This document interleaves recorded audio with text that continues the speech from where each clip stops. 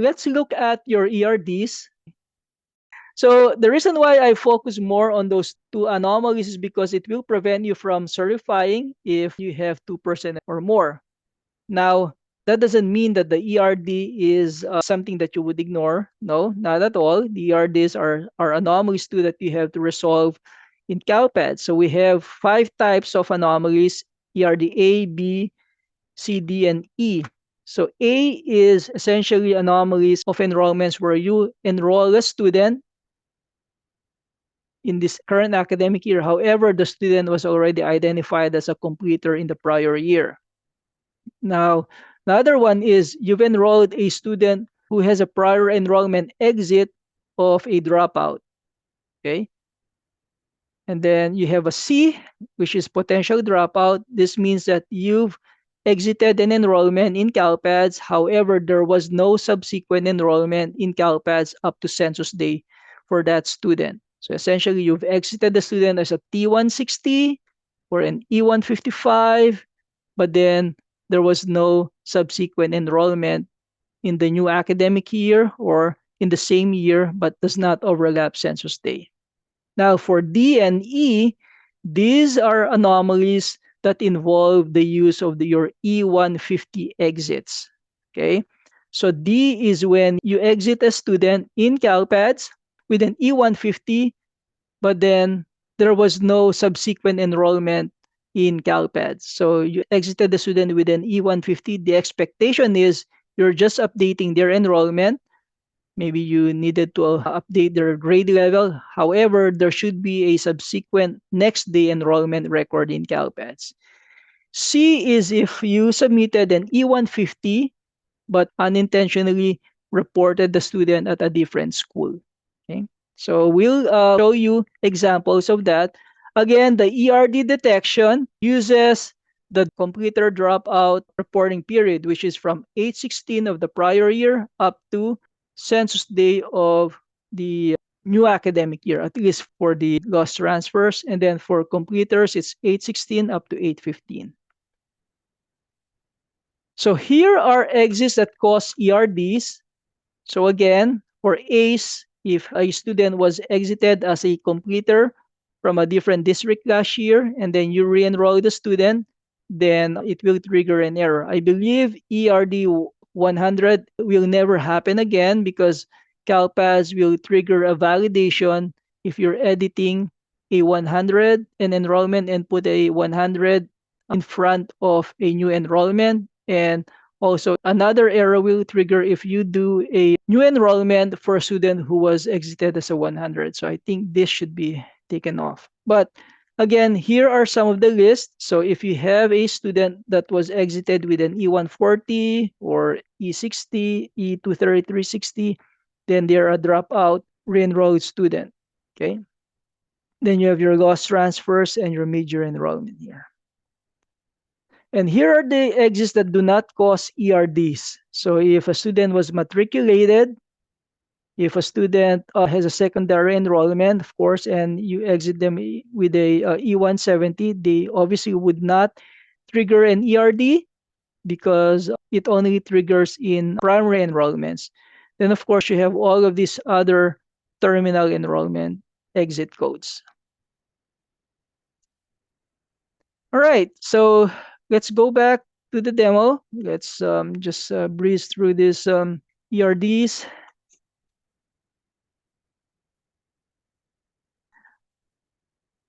All right, so for ERDs, again, we look at the current year. We click on Apply Filter. And these are the dates that are used in determining the different ERDs, right? So if you have any enrollment record exited from 8/16 of last year up to census day of this year will be used to validate any potential ERDs. Now, any dropouts, any enrollments with exited with a dropout code between these dates will be accounted for in your type B ERD, and any grad within the same period will be validated in your AERD. Now, for no-shows, these are for your lost transfer dropouts. Okay. All right, so we have here potential ERDs. So let's deal with the first one, type A ERD. Okay. Okay, so for this student, it turns out that I have this student enrolled this year. However, it turns out the student was exited as a T280 last year. So what do I do? Of course, I copy the SSID. I look at the entire enrollment story for the student. And then I coordinate with the school sites, right? With regards to this student's story. So it turns out the student left last year to go to college, right? So instead of completing the enrollment last year, the student decided to go directly to college and exited with a T280. And then it turns out the student actually came back this year and decided to say, okay, I'll just finish high school. And so, how do you deal with this? So, you don't need to change this. What this means is just a notification. So, again, ERDs are just a notification of possibly incorrect exits that you've reported or another LA have reported for the student in the year that they were exited. Okay. If this was the correct scenario that happened last year and you've enrolled the student this year, then obviously this story is correct. So do we need to edit the exit reason code just to resolve the ERD? The answer is no. You can just leave it as is because again, this is just a notification that you may have potential incorrect exits reported for a student. So if the student came back and enrolled, then just go ahead and enroll the student and leave this as is. You could even click on open here and then save reviewed to take the student off from the list. Now, let's say the student really did leave college for college last year and didn't enroll back this year. So obviously, you have to go check, and it turns out the student didn't really come back, and this enrollment was done by mistake. And so what you do is delete the enrollment. Obviously, you also have to delete any potential reported information here for this year before deleting the enrollment record. Okay, so those are two ways to resolve this error. So now we have ERDB. This is your dropout re-enroll. Okay, so ERDB, actually I don't see any B here, so let's go directly to the student. For ERDB, CalPAS is saying that you are re-enrolling a student who was determined to be a dropout last year. Okay, so for this, it turns out this record was from last year. Okay, so why is CalPAS triggering an ERD for a record that happened last year? That's because of the dropout date period that is being validated by CalPAS, right? So last year, the student was marked as a E140 by Dublin, and then 2 weeks later, the student enrolled at Berkeley High. And so that's the reason why we're getting the type B ERD because the student was exited as an E140 by a different LEA during that time period. So as a courtesy, you could probably reach out to Dublin and say, hey, we're getting a dropout ERD for this student, and maybe, just maybe, your exit might be incorrect. However, Dublin said, oh no, we did a SARB for the student, so that should remain in there. So that's fine. If that's the case, then you could leave the student as E140. And again, just consider this as the correct story, right? So you can't just, because you did a SARB, you can just change this to a T160 just to resolve the ERD. That's not how the way to do it, right? So again, this is just the ERD only shows you the story of the enrollments in prior academic years covered by the period of the ERD. So if the student really was SAR'd by Dublin, then there's no way to correct this. This should remain because, of course, the student was, a SARB was conducted for that student during that time period by the prior LEA. Okay. At least you did your best. You did notify them you're a good neighbor and told them that the student was enrolled at your district, right? So another scenario is, so again, the student was enrolled this year and then enrolled at Alisal at Pleasanton, and the student was SARD because for some reason the student never came back, right? And so if they were SARB, then of course this should remain. Now, if there was no SARB process conducted, then Alisal can have the option to change this to a T160. That way, it also takes them off from the dropout count for this enrollment. That is, of course, if a SARB was not conducted. If a SARB was conducted, then by all means, keep that SARB exit in there for record purposes. Okay, so that's for the dropout re-enroll. Now for C, we have some C's here. So let's look at one scenario. Let's see here, what do we have here? Honeybee. Okay, 2 years ago, Honeybee was enrolled in CalPETS, right? But then, of course, since there was no subsequent enrollment reported, then CalPAS will then try to trigger a C. However, you would question how come this is tagged as a loss transfer when in fact this is before 8/15. That then points us back to these dates here. So the no-show is from 5/15/2023 up to 8/15/2023. So that's basically the reason why you have this ERD for this student. So again, you check your enrollment records and see why. And it turns out at that time, the student notified the school site that they are going back to their parents' country of origin. So they're going out of the country, maybe because of deployment or something by their parents. So if that was the case, then you should then go back and change their exit to a whatever the exit is for going out of the country, right? So that's how to resolve this type of transfer. Now, let's look at another one.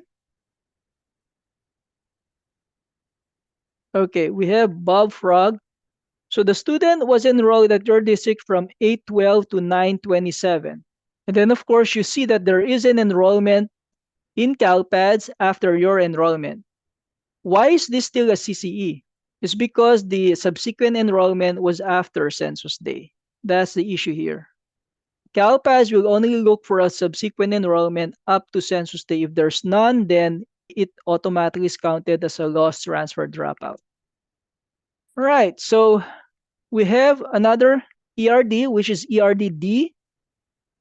ERDD triggers when you exit a student with an E150, but there is no subsequent enrollment after that.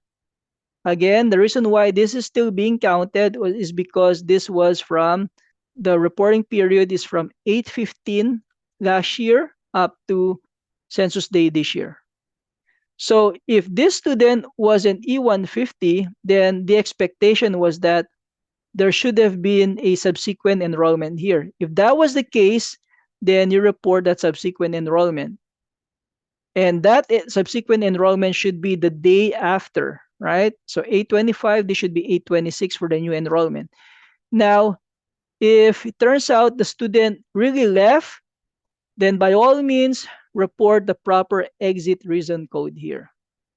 Now, another scenario is for an ERD type D is if the student has an E150. So I have here Emerson Elementary, right?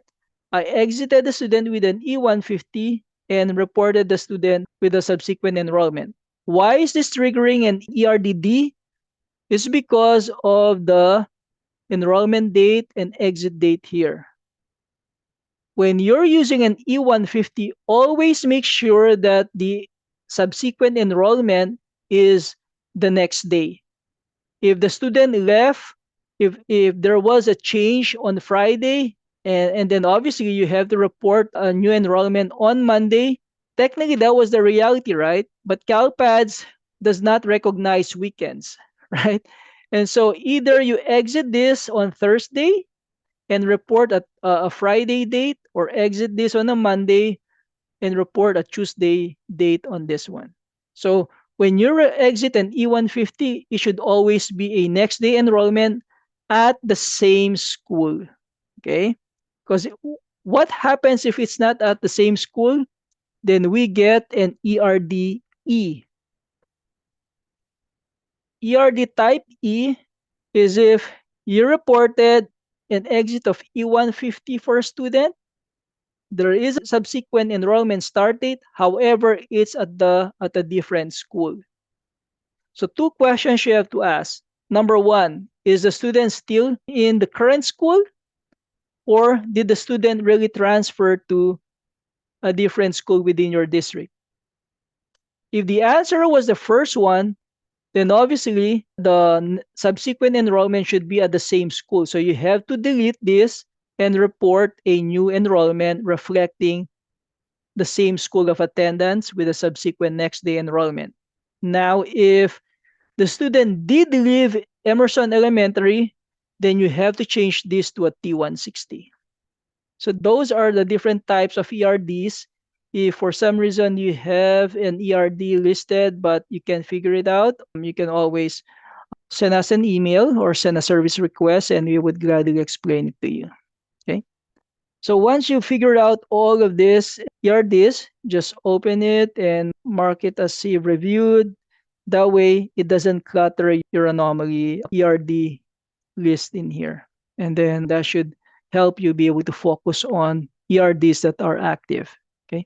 Again, ERDs, mid CCEs, once you update them, it will only clear here or clear your mids in conjunction to when the data discrepancy refreshes. Okay, so if let's say it's taking forever for this list to clear, go to your data discrepancies, just click on apply filters and see the timestamp when your last data discrepancy run was. Because that will explain why your mids or your ERDs are still on your reports.